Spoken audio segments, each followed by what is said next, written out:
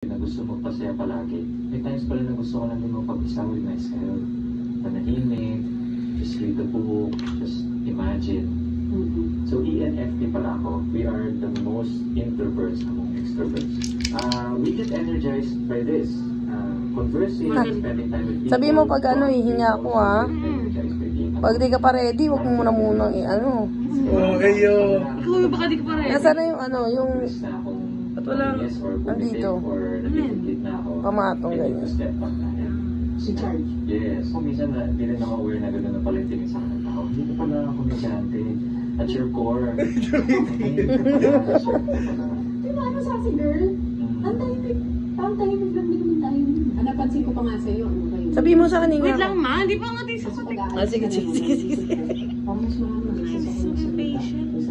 Hindi nga wala lang. Nature ko, na-enjoy kayo mga conversations natin. May mga times na hinahayaan mo ako magkwento. At tumatak sa akin yung mga kwento about life. Gusto po. Hindi naman siya masakit. Trigger ko noon. Ang galing mo, Jay. Switzerland ako sa isang cable car. Yun yung first time kong makaranas ng suicidal tendencies. I was deep in depression.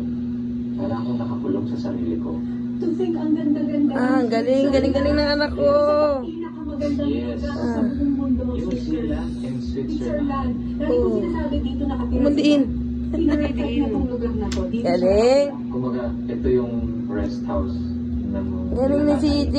Alps. Ay, nakarayim natin mo sa kesa. Oo nga eh. Ang galing na. Ang galing mo. Hindi ko magawa mag-enjoy. Parang natabunan talaga ng dark. Gusto mo ng video? Ang galing. Ba't walang Ang background? galing. For life. Parang hindi na kinakaya. Galing. May thought na pumasok. Ang galing oh. Tapos, another side of me